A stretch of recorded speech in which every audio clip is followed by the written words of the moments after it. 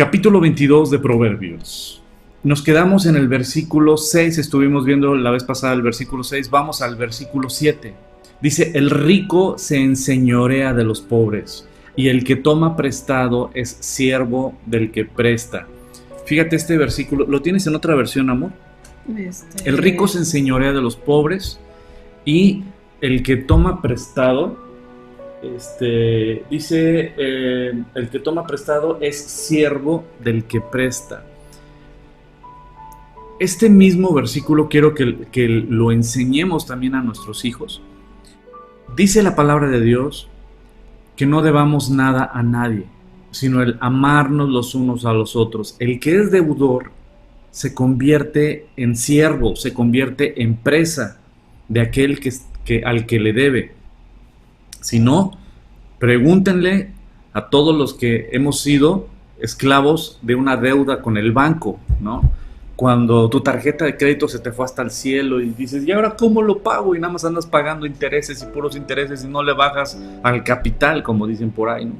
Entonces, te vuelves esclavo de esa deuda. Lo que Dios nos enseña literalmente es que no debamos nada a nadie. Ese es el principio principal. Dice que el rico, ¿lo puedes leer en otra versión? En otra versión dice, los ricos son los amos de los pobres, los deudores son esclavos de sus acreedores. Pues así como y vamos a aterrizarlo más allá de ricos y pobres que se enseñorean de los pobres, y más allá de ese rollo, quiero que lo apliquemos a algo muy práctico. El que paga manda, por ahí dicen, ¿no? Todos los que hemos trabajado en alguna empresa, literalmente la empresa es la rica. Como el otro día hace tiempo fui a comprar unos pollos, de esos pollos asados muy ricos. Ahí Patty, por ejemplo, vende unos pollos deliciosos asados. Y el otro día estábamos por acá, ¿cómo se llama? Por Zapata, el municipio de Zapata. Y estaba por el municipio de Zapata y fui a comprar unos pollos. Y se habían acabado los pollos, ya era el último pollo, ¿no? Y casi llegué y compré el último. Llegaron 3 personas más y querían pollo y ya no había. Le dije, oye, pues les fue muy bien, ¿no? A ustedes les fue súper bien. Y el de los pollos me dijo, pues al patrón. Dice, no, pues a ellos sí les va bien, ¿no? A nosotros nos dan un sueldo. Y eso es en cualquier negocio, ¿no? En cualquier empresa, en cualquier negocio. Tú trabajas para una empresa, si la empresa vende mucho, pues la empresa le va bien. Pero también nos va bien a nosotros porque como trabajadores, si a la empresa le va bien, pues nosotros tenemos trabajo. Si la empresa quiebra, pues despiden a la gente. Entonces, el hecho de tener Gracias. Ay, baby. El hecho de, como dice aquí, el rico tiene autoridad o se enseñorea del pobre. Es decir, el patrón es el que manda al trabajador. Todos los que hemos sido trabajadores o somos trabajadores, estamos sujetos literalmente a la autoridad de alguien que va dirigiendo, que va mandando, que marca la agenda, ¿no? Tú y yo podemos aconsejar, podemos decir, pero el patrón es el que decide, porque al final de cuentas es su empresa y es lo que él va a decidir. De la misma manera, cuando tú le debes a alguien, si tú eres deudor de alguien, literalmente te haces esclavo de esa persona. Perdón, esta alergia. El jueves también estuve estornudando. Entonces tú te haces deudor de una persona y literalmente esa persona o esa empresa tiene autoridad sobre ti. Ya sea el banco, ya sea Coppel, ya sea Electra, ya sea a una persona. Pero ¿qué es lo que Dios nos enseña? Gracias, Elia Flores. Dice salud. Muchas gracias, Elia. ¿Qué es lo que tenemos que enseñarle a nuestros hijos en este proverbio 22:7? Literalmente lo que Dios nos enseña. ¿Sabes qué? Te haces esclavo. te haces esclavo de una deuda. No seamos deudores de nadie. Aquel que debe, lo mejor es que pague para que sea libre de esa deuda. Dice Romanos capítulo 13, versículos 7 y 8. ¿Quieres que yo lo lea, amor, o lo lees tú? Ahorita lo leo si quieres. Nada más lo encuentro. Aquí está. Romanos 13, 7 y 8. Dice, pagad a todos lo que debéis, al que tributo, tributo, al que impuesto, impuesto, al que respeto, respeto, al que honra, honra. No debáis a nadie nada, sino el amaros unos a otros, porque el que ama al prójimo ha cumplido la ley. ¿Sabes qué? Algo que Dios enseña, que no seamos deudores. Y lo único que debemos ser deudores es el de dar amor. Tenemos una deuda de dar amor. De ese amor que hemos recibido, ese mismo amor que debemos de dar. Lo mejor que tú y yo le podemos enseñar a nuestros hijos es no seamos deudores de nadie. Hay una persona, un hermano en la fe cristiano, que él es especialista en el tema financiero y él tiene varios libros. Se llama Luis Panasiuk. Luis Panasiuk. Vamos a poner algo de él. Y realmente da buenos consejos en cuestión administrativa. Hay un libro que todavía no he acabado de leer. Y está chiquito, pero tiene muy buenos principios lo que he alcanzado a leer. Él da muchas conferencias. Gracias a Dios me han tocado 2 conferencias de él en cuestión de finanzas. Y su libro se llama Cómo llegar a fin de mes, ¿no? Cómo llegar a fin de mes. Luis Panasiuk, tú lo puedes buscar en Amazon, lo puedes buscar en Osana Bookstore, lo puedes buscar en YouTube, en algunos videos que él tiene. Andrés Panasiuk, no es Luis. Es que hay otro que se llama Luis y su apellido es similar, pero es Andrés. Andrés Panasiuk. Y él tiene muy buen material en cuestión financiero. ¿Cuál es el principio en este versículo? ¿Sabes qué? No seamos deudores, no nos esclavicemos a una deuda y enseñémosle a nuestros hijos a ser libres también de deudas. Tristemente en Latinoamérica, no solo en México, en Latinoamérica, los latinoamericanos estamos muy acostumbrados, la cultura, y hay una frase que se ocupa mucho, ¿no? Que dice que a veces compramos cosas que no necesitamos. ¿Cómo? Compramos cosas que no necesitamos para impresionar a gente que ni conocemos con dinero que no tenemos, ¿no? Literalmente a veces nos endrogamos porque no, es que sabes que estaba en oferta. No, pues es que estaba en oferta. Y la pregunta es, ¿lo necesitas o no lo necesitas? Y a veces la gente se endroga económicamente sin necesitar las cosas. Yo tenía una tía que, bueno, ella tenía muchos recursos económicos. Y realmente compraba muchas cosas que no necesitaba. Y entrabas a su casa y ya no había dónde guardar nada porque estaba repleto de cosas que no necesitaba. No hay una manera más triste de tirar el dinero, de ser un mal administrador delante de Dios, que comprar cosas que no necesitas. Pero aquí el énfasis del cual habla el versículo es: no seamos deudores de nadie. No te pongas ese yugo de la deuda. Realmente, cuando tú debes, no duermes, no descansas. Bueno, creo que el que menos duerme es al que le deben, ¿no? Ay, ojalá y me paguen. Pero literalmente lo que tenemos que hacer es no ser deudores de nadie. La palabra de Dios nos lo enseña. Y si debes, paga. Si debes a alguien, paga lo que debes. No seamos deudores de nadie, sino la única deuda que tenemos unos con otros es amarnos los unos a los otros.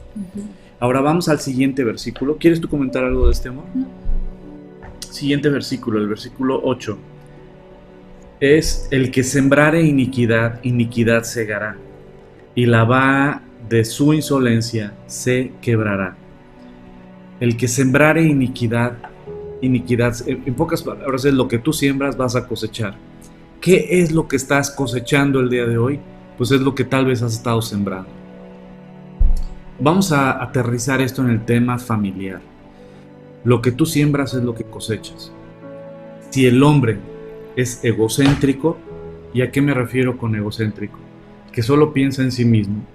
El hombre que trabaja toda la semana, pero el fin de semana es de él, del fútbol. Ahorita que está el fútbol americano, pues es mi tiempo de fútbol, fútbol. Por cierto, el domingo juegan San Francisco con los Packers. Mi querido Bakuk, perdóname, bro, perdóname. Yo le voy a San Francisco aunque ganen. Pero bueno, el domingo nos veremos los cascos. El chiste es que a veces podemos poner en primer lugar el hombre, ¿no? Nosotros mismos. Es decir, yo me pongo en primer lugar en el que, pues es que yo trabajo toda la semana y el fin de semana pues quiero descansar y haces a un lado a la familia y pones primero el fútbol, pones primero los amigos, pones primero la televisión, y no pones en primer lugar a tu familia. Un hombre egocéntrico, ¿qué se produce? Una esposa egocéntrica. Si tú no ves por mí, Criticón. yo voy a ver por mí. ¿Y eso qué genera? Hijos egocéntricos. Si ustedes no ven por mí, yo voy a ver por mí. Yo tuve un alumno, y lo he citado en varias ocasiones porque a mí como profesor me impactó. Y este alumno decía algo muy triste. Decía, profesor, porque ya venía Navidad. Entonces todos estaban hablando de Navidad y que iban a ir de vacaciones y que iban a hacer esto y que iban a hacer lo otro. Y yo les dije, es una época maravillosa la Navidad. Y uno de mis alumnos dijo, no, ya salió el Grinch, ¿no? No, es una época horrible, llena de hipocresía, llena de... Y dije, caray, a ver, espérame. ¿Por qué piensas eso? Me dijo, pues porque como que jugamos a ser la familia feliz, ¿no? La familia de la fotografía, del arbolito, jugamos a ser la familia feliz. Mira, mis papás no me pelan en todo el año, ¿no? Mi papá nunca está en la casa. Mi mamá nunca nos pela, está con las amigas. Y con sus amigas y en sus negocios. Y mi hermano y yo siempre estamos solos. Pero eso sí, viene la Navidad y quieren que juguemos a ser la familia feliz. Es una hipocresía, profe. Y yo dije, tómala. Y es triste ver que a veces queremos inculcarle a nuestros hijos algo que no hemos sembrado en ellos. Es triste que queremos que ellos alcancen un estándar que nosotros no estamos dispuestos a pagar. Por eso, querida familia, dice este versículo, lo que siembras vas a cosechar. ¿Qué es lo que estás cosechando? Si el hombre es egocéntrico, ¿qué es lo que has sembrado en el corazón? ¿Qué es lo que estás sembrando en el corazón de tu familia? ¿Qué es lo que estás sembrando en el corazón de tus hijos, de tu esposa?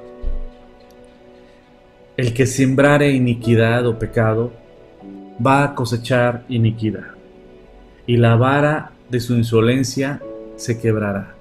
A final de cuentas vas a probar el fruto de tu pecado. Otro ejemplo.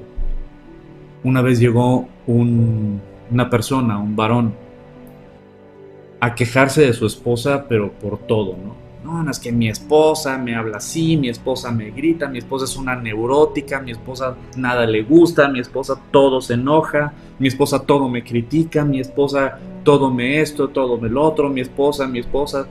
Y cuando él me decía todo esto, ¿qué es lo que tú y yo podemos pensar o ver ahí? Lo que él me estaba describiendo es una mujer muy enojada, una mujer sumamente enojada. La pregunta es, ¿por qué estaba enojada? O sea, esa es la pregunta que se le tiene que hacer. Bueno, tú me describes a una mujer muy enojada. La pregunta es, ¿por qué? ¿Por qué está tan enojada contigo? Porque la onda es contigo. Sí, pues la trae contra mí. ¿Por qué contra ti? Hay que analizar el por qué. O sea, no es nada más porque amaneció y... No, espérate. Que habrá sus casos, ¿no? No digo que no habrá sus casos. Hay una excepción también, ¿no? Pero cuando un hombre, este hombre en especial, me empezó a describir el monstruo que era su esposa y de cómo él, pobrecito, era un pobre angelito, yo dije, pues lo que tú me estás describiendo es una mujer sumamente herida, enojada. Y cuando ya empezamos a analizar la situación, pues es lo que él había sembrado. Y estaba cosechando lo que él sembró en ella. Lo que él me describía es una mujer que no se siente amada, una mujer que no se siente escuchada, una mujer que no se siente valorada, una mujer que no se siente protegida, una mujer que no se siente provista de sus necesidades. Entonces era obvio que se iba a poner así. Por lo general, detrás de una Godzilla hay un cavernícola. Es decir, lo que siembras cosechas. Hay una persona que se llama Wayne Myers y es un viejito ya de 90 y tantos años y es un misionero preciosísimo que ha sembrado en nuestro país la palabra por todos lados y ha apoyado miles de iglesias a lo largo de su ministerio. Y gracias a mi querido Luis Urrea tuve el placer de poder desayunar con él y platicar largo y tendido en 2 ocasiones. Y yo le dije, llevas ya muchos años de matrimonio y un matrimonio precioso. Y le decía, ¿cuál es la clave? ¿Cuál es la clave para llevar un matrimonio hermoso? ¿Cómo solucionar los problemas? Y él me decía, no sé. Le dije, ¿cómo? No sé. Pues, ¿cómo que no sabes? Llevas tantos años de casado y no sabes. Me dijo, no. Me dijo, la verdad no sé cómo se puede solucionar un problema en el matrimonio porque pues nunca he tenido problemas en mi matrimonio. Y dije, asústame. Me dijo, sí, no. Realmente no. Entonces yo no sabría dar consejería matrimonial porque Dios me dio una mujer preciosa y lo único que yo sé es que yo la trato como princesa y ella me trata a mí como príncipe. Y con eso me dijo todo. O sea, pues lo que siembras estás cosechando, ¿no? Fíjate, Gálatas 7 y 8 dice, no os engañéis, Dios no puede ser burlado, pues todo lo que el hombre sembrare, eso también segará. Porque el hombre que siembra para su carne, de la carne segará corrupción, mas el que siembra para el espíritu, del espíritu segará vida eterna. Entonces es como muy sencillo, ¿no? El aprender y saber que siembras, cosechas lo que siembras. Bueno, y cómo sembrar amor, cómo sembrar paciencia, cómo sembrar servicio, cómo sembrar, ¿no? Entonces es básico, aquí lo dice Gálatas 7, ¿no? Dice, el que siembra para su carne, o sea, si yo alimento más mi carne, medito más, estoy viendo películas o leo libros que no me llenan, o veo programas, ¿verdad?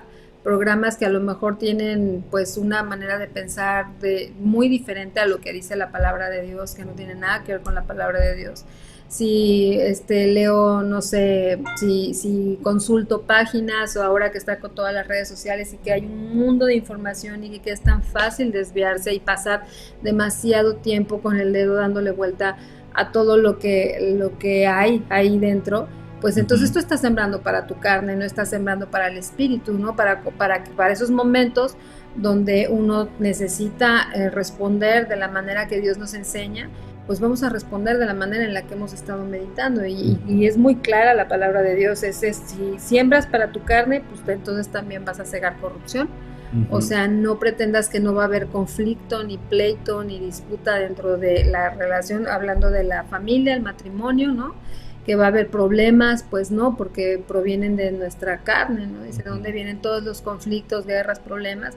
Pues de nuestras concupiscencias, de nuestra carne, y eso nos lleva porque hemos estado alimentando la carne. Pero ¿qué pasa cuando hay una relación, ya sea matrimonial o familiar, donde una parte ha estado alimentando el espíritu, ¿no? Y la otra parte pues tal vez no, y podemos tener días malos todos, ¿no? Donde nuestras emociones nos pueden llegar a controlar hasta cierto punto, o algún problema que no sepamos manejar y no saber expresar lo que te está sucediendo, y entonces te enojas con todo mundo, ¿no?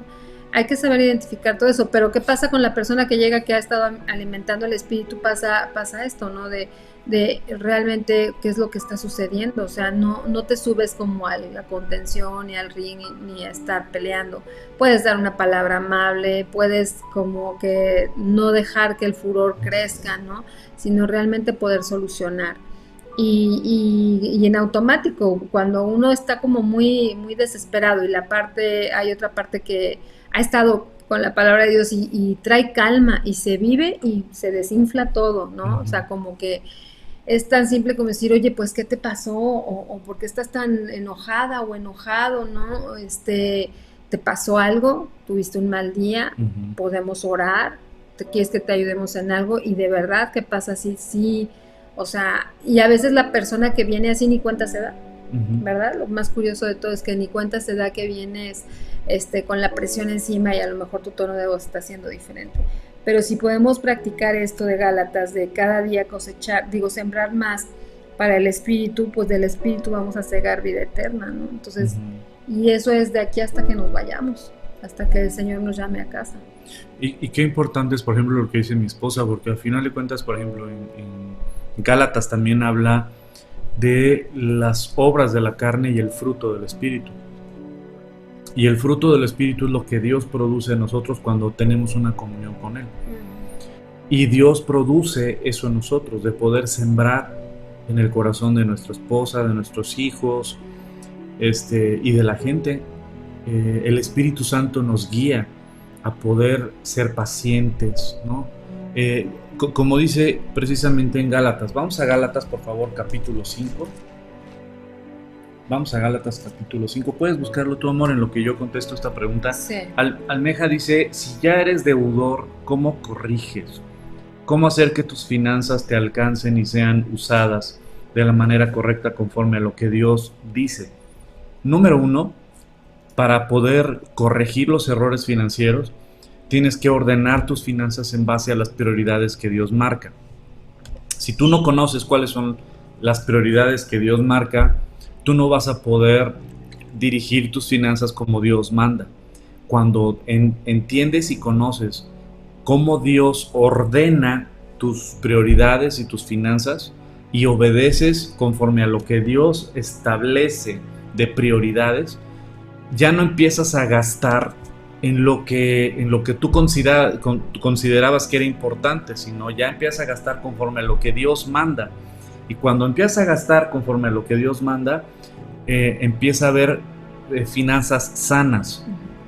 Número 1. Número 2, un consejo que decía Andrés Panasiuk, y se me quedó muy grabado en el Congreso, fue precisamente de que cuando tienes deudas con la tarjeta de crédito, el primer paso con una deuda con la tarjeta de crédito, el primer paso es hacerle cirugía plástica a tu tarjeta de crédito. Sí. Es decir, agarró una tarjeta de crédito él, la agarró y la empezó a cortar en pedacitos. Dijo, es lo primero que tienes que hacer. Es decir, no la uses. Si tienes una deuda en esa tarjeta de crédito, lo que tienes que hacer es romperla. No la uses o escóndela, guárdala, ya no la uses. Nunca vas a bajar una deuda sumándole y sumándole y sumándole. Tienes que aprender a gastar lo que tienes y no lo que no tienes. El problema muchas veces de los meses sin intereses es que dices, bueno, es que nada más los meses sin intereses voy a pagar 50 pesos al mes.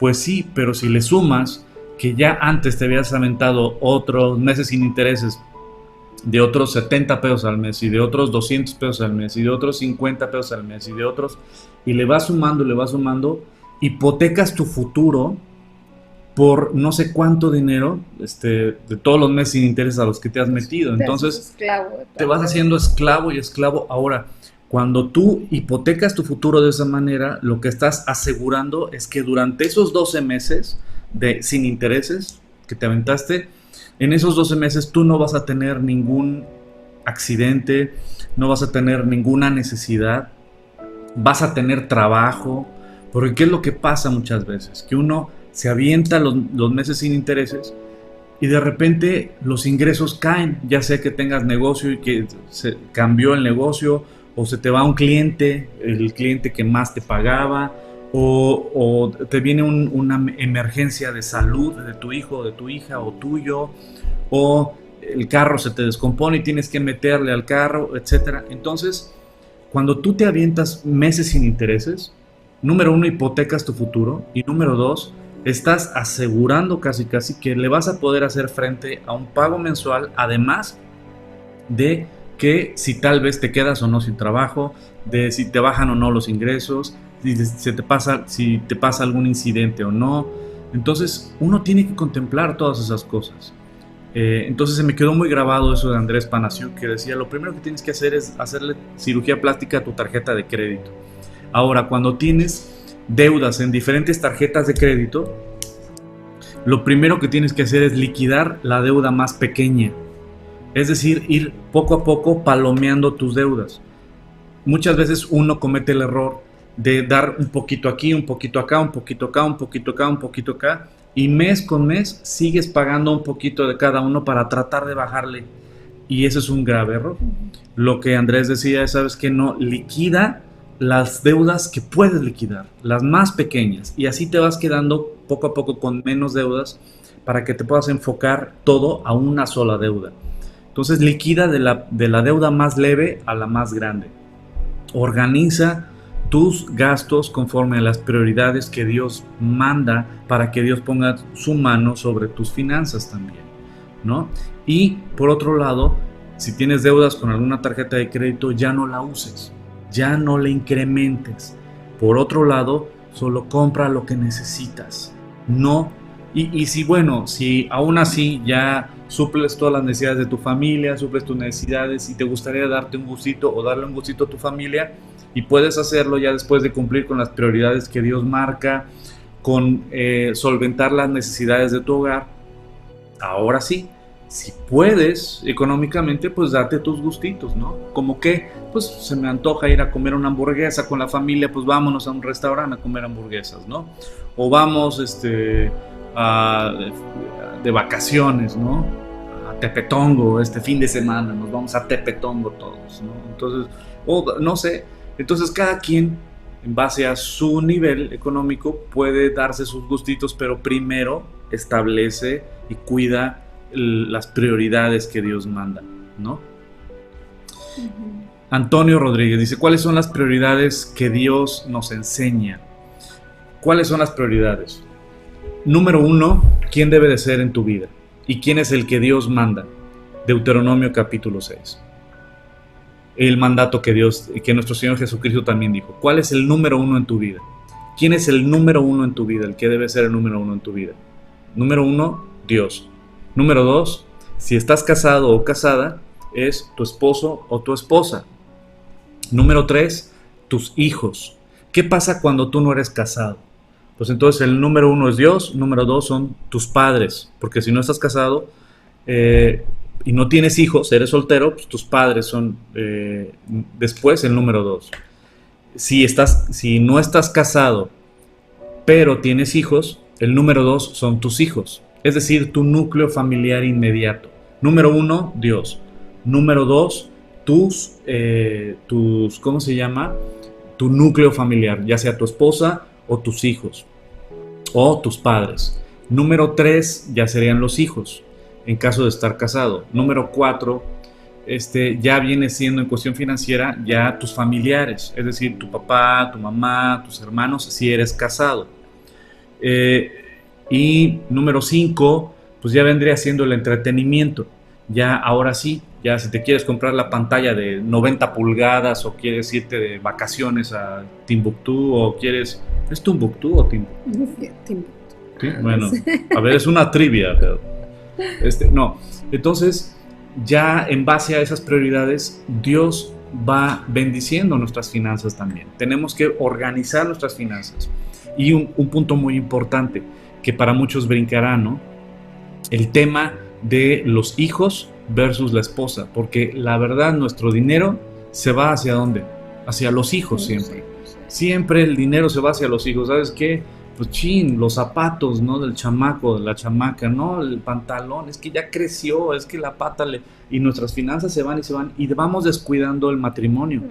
Y cuando descuidamos las finanzas del matrimonio, pues ahí empieza a haber problemas poco a poco, poco a poco. Por eso tenemos que constantemente estar refrescando esta área y decir, bueno, ¿cómo puedo yo bendecir económicamente? Primero mi matrimonio y después a mis hijos. No significa no suplir las necesidades de tus hijos. No significa llevarte a cenar a tu esposa a un restaurante lujoso cuando tu hijo no tiene zapatos. No. Las necesidades van siempre por delante. Pero sí significa el darle importancia y hacer valer a tu esposo y hacer valer a tu esposa como algo importante dentro de las finanzas, ¿no? ¿Qué te gustaría? ¿Qué te gustaría comprar? ¿Qué te gustaría, no? Tal vez es, si ya supliste las necesidades, pues darle algún gustito antes que a tus hijos, darle un gustito a tu esposa o a tu esposo, ¿no? Eso es importante. Bueno, ya hice un panorama. ¿Me puedo pasar el nombre del libro, por favor? Justo eso me pasa. Sigo en el círculo vicioso. Sí, es ¿Cómo llego a fin de mes? De Andrés Panasiuk. Andrés Panasiuk. Si alguien tiene ahí este link, que pudiera copiarlo aquí en los comentarios, sería maravilloso. Si no, yo al rato les copio el link, ¿no? La carátula.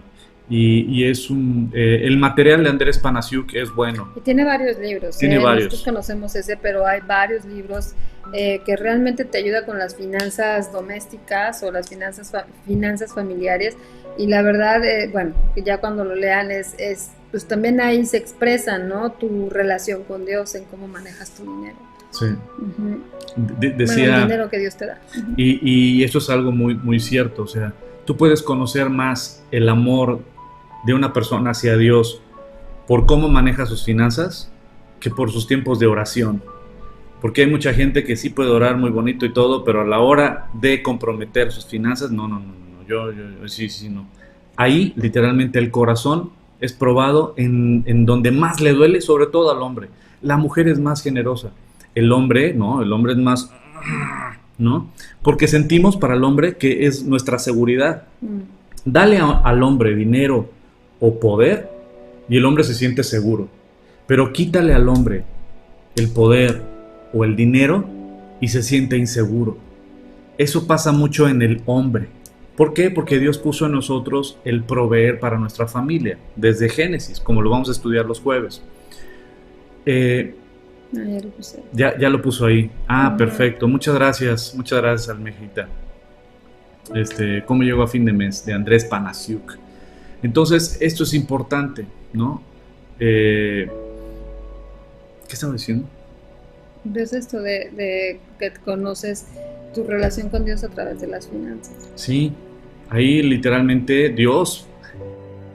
¿Quién fue el que más habló de dinero? Porque hay mucha gente que dice, no, es que a Dios no le importa el dinero. Pregúntale a la Biblia. ¿Quién crees que fue el que más habló de dinero? Jesucristo. ¿Y por qué Jesús habló tanto de dinero? ¿Por qué? ¿Sabes por qué? Porque el dinero es lo que más compite en el corazón del hombre con Dios. El dinero es lo que más compite. Y es ahí donde Jesucristo habló. Pero bueno, ese es otro tema.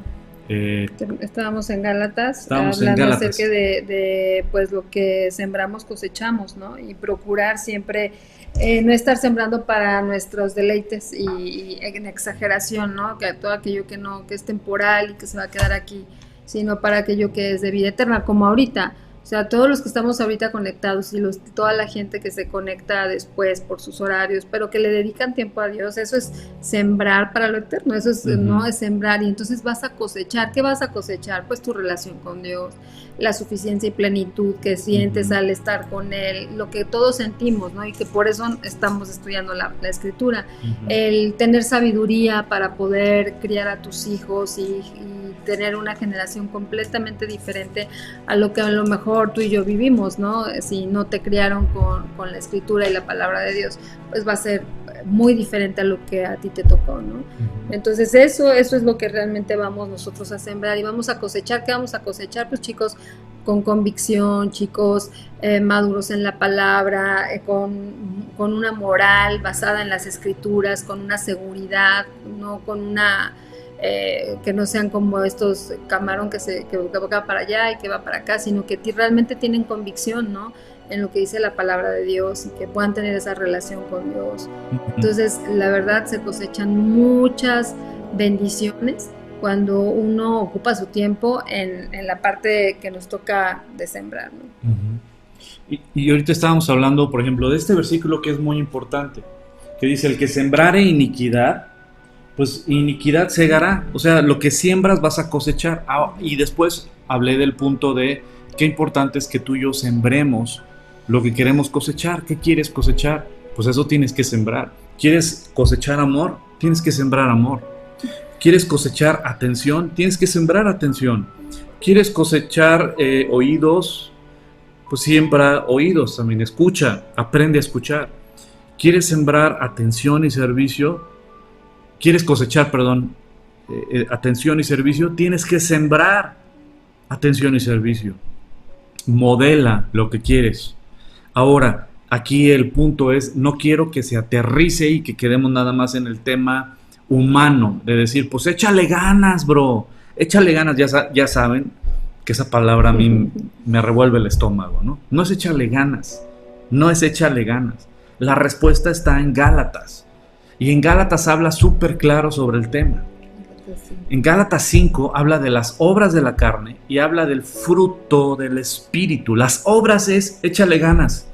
Las obras es lo que tú puedes hacer con tu esfuerzo, con tus ganas, con tus métodos, con tú. Eso es échale ganas. Pero lo que Dios enseña en su palabra no es échale ganas. Lo que Dios enseña en su palabra es el fruto que Dios produce en nosotros, ese cambio de naturaleza, ese cambio que hay en nosotros. Y esto lo podemos platicar largo y tendido muchos de nosotros, de los que están conectados ahorita. Ustedes pueden saber, y son testigos ustedes de esto que les voy a decir. ¿Cuántos testigos hay de que tú y yo somos completamente diferentes, no por nosotros, sino porque Cristo cambió nuestras vidas? Porque Cristo abrió nuestro entendimiento, porque Cristo y su Espíritu Santo y su preciosa palabra transformó nuestra forma de reaccionar. ¿Cuántos de nosotros, no hombre, por menos yo ya hubiera brincado, me hubiera bajado del carro, y por menos yo ya le hubiera contestado, y por menos yo ya le hubiera dicho, por menos yo? Pues sí, nuestra naturaleza es completamente contraria. Pero ¿sabes qué? Dios y su Espíritu Santo produce en nosotros un fruto que cambia nuestra forma de hablar, de pensar, de reaccionar. Y cuando nos volvemos a comportar los hombres como cavernícolas y las mujeres como Godzilla, es porque nos falta Cristo, porque nos falta comunión con Dios, porque nuestra carne empezó otra vez a surgir, porque todos llevamos un monstruo adentro. Y como siempre les digo en las consejerías matrimoniales, el enemigo no lo tienes al lado, lo tienes adentro. El enemigo a vencer lo tenemos adentro. Nuestra carne, lo que nosotros queremos, lo que nosotros anhelamos.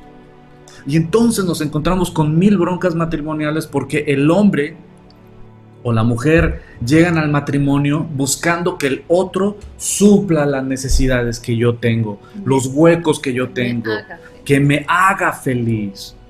Y lo que Dios nos enseña es que Dios produce un fruto en nosotros. ¿Para qué? Para que nosotros vayamos al matrimonio o vengamos al matrimonio con la finalidad de que ella, con el hecho de estar casada conmigo, sea la mujer más feliz del planeta.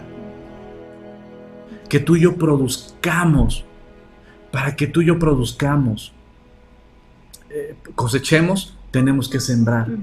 Y para que nosotros sembremos, Dios siembra en nosotros. De la manera que Dios me ha amado, ahora Dios me da la capacidad de amar. De la manera que Dios me ha perdonado, me da la capacidad de perdonar. Y entonces yo siembro lo que después voy a cosechar. Ese camino es maravilloso. No es échale ganas, bro. Es deja que Dios haga su preciosa obra en nuestras vidas, que Dios haga su obra en ti, que cambie tu forma de pensar, como dice Romanos capítulo 1 y 2, digo 12, capítulo 12, versículos 1 y 2, Romanos 12, versículos 1 y 2, que nos dejemos transformar nuestro entendimiento, que presentemos nuestros cuerpos en sacrificio vivo y santo a Dios, que es nuestro culto racional, que no nos amoldemos a este mundo, sino que nos dejemos transformar por Dios y por su preciosa palabra, para que entonces podamos vivir la plenitud del propósito de Dios en nuestras vidas. Y eso solo es cuando tú y yo nos agarramos del Señor y dejamos que Él haga su ¿cómo se llama? Su obra en nosotros, y entonces producimos un fruto, y entonces ya no somos los mismos, ya no reaccionamos igual, ya no hablamos igual, ya no pensamos igual. Yo antes era de una manera muy diferente a como Dios me está y me sigue cambiando. Yo era muy diferente. Yo me conozco muy bien. Y en verdad, ninguno de ustedes tal vez les gustaría ser mis amigos. Yo me conozco bien antes. Y gracias a Dios que Él fue cambiándome, fue limpiándome, fue perdonándome y fue transformando mi corazón y mi mente. Y entonces yo puedo sembrar lo que voy a cosechar después.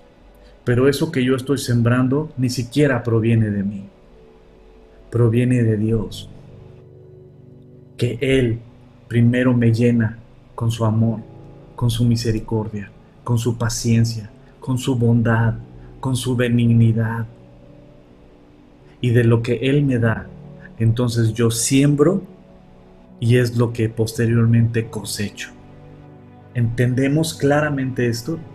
Por eso es la importancia que, como bien decía Diana Méndez, oremos para que la gente se acerque a Dios, para que la gente pueda vivir y reconocer su necesidad de Dios y podamos ser transformados.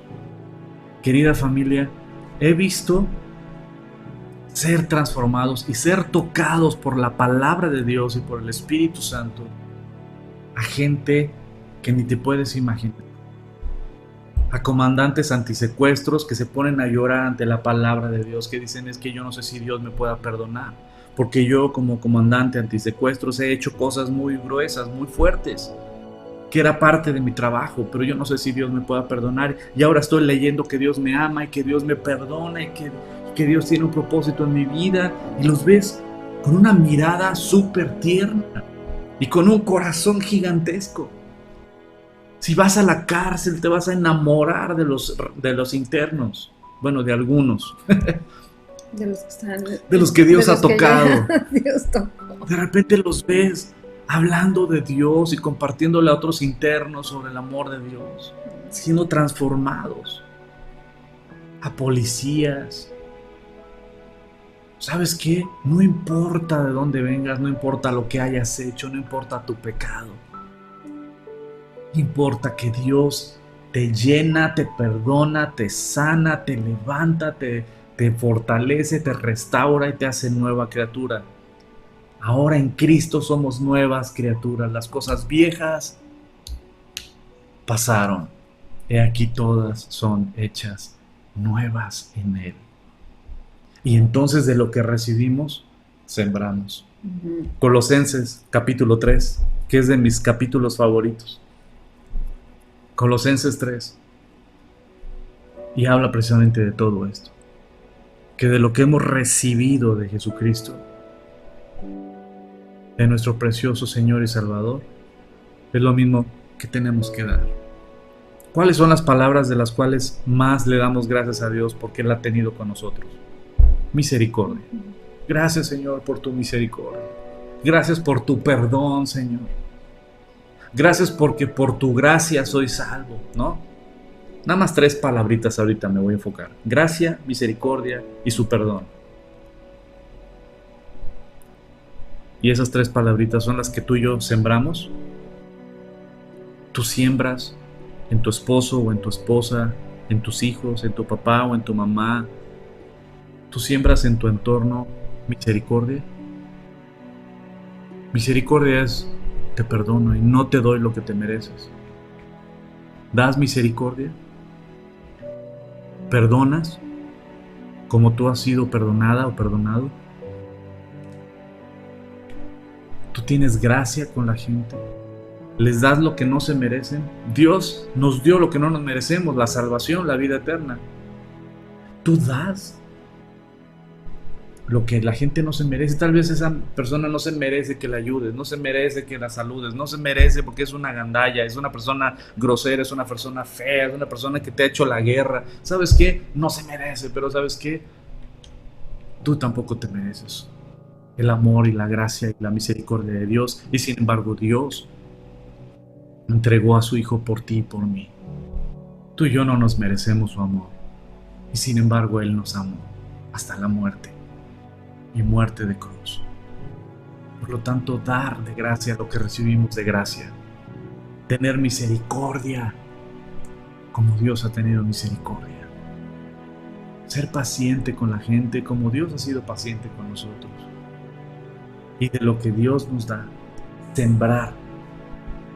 Por eso la importancia de que tú y yo estemos bien agarrados al Señor para que de lo que recibimos, demos. Y ya nos colgamos, amor. Y bueno, pues vamos a dejarle hasta aquí porque el siguiente versículo está buenísimo, pero vamos a verlo el próximo capítulo, a la misma hora, por el mismo canal. Nos vemos para... Órale, ya me estoy viendo, qué buen peinado me cargo, Estoy despeinado. Pero a estas alturas es un lujo estar despeinado. Significa que tengo pelo. Entonces es un lujo estar despeinado. Gloria a Dios porque estoy despeinado todavía. Va a haber un día donde ya no va a haber nada que despeinar. Entonces, ya falta poco. Pero bueno, vamos a terminar con una oración. ¿Sale? Les mandamos un abrazo enorme a todos ustedes y vamos a orar para terminar. Tú, amor. Señor, te agradecemos por esta palabra que tú nos das. Señor, ayúdanos a sembrar en nuestro, pues de tu espíritu y estar cuidando esa comunión que tenemos contigo, Señor, que queremos seguir acrecentando y no estar sembrando para nuestros deleites y la carne, Señor, que solamente nos lleva a tener conflictos, Padre. Te pido que nos ayudes a tener este entendimiento, Señor, a abrazar estos 2 o 3 versículos que estuvimos leyendo y poderlos hacer propios, meditar en ellos el día de esta noche, mañana muy temprano, y tratarlos de poner por obra, Señor, el que los estemos leyendo continuamente y que no sea como ya lo oí y que seamos oidores olvidadizos. Que se nos olvide lo que ya escuchamos, de lo que tú nos estás hablando. Yo sé que tú nos estás confrontando a cada uno de nosotros con tu palabra, porque así es tu palabra. Por eso tu palabra no regresa vacía, porque es más cortante que una espada de 2 filos, Señor, penetra nuestro corazón, nuestra alma, y hace que podamos conocerte cada día más. Amén. Gracias te doy, Señor, por cada persona que está conectada. Bendícela, Señor, y ayúdanos a todos a poder aplicar esta palabra en nuestra vida. Te damos gracias, Padre, en el nombre de Jesús. Amén. Amén. Pues querida familia y amigos, les mandamos un fuerte abrazo. Ha sido un placer para nosotros estar con ustedes. Que descansen, que pasen una buena noche. Y primero Dios, nos vemos el jueves. Nos vemos el jueves. Mañana para los jóvenes. Sí. Mañana. Bueno, es por un Zoom. Estudio, es por Zoom. Es por Zoom. Nos vemos por Zoom a los jóvenes. Y el jueves nos vemos aquí para el estudio de Génesis, para el tema del matrimonio. Está buenísimo, no se lo pierdan. Solteros, esto no es para casados, es para solteros. Sepan lo que es el matrimonio y qué es el rol del hombre y la mujer conforme a lo que Dios enseña. Entonces nos vemos el jueves para Génesis, el viernes nos vemos para los últimos tiempos y el domingo nos vemos para seguir con nuestro estudio de Juan en la iglesia. Les mandamos un fuerte abrazo, que Dios los bendiga, coman frutas y verduras y que tengan muy buena noche.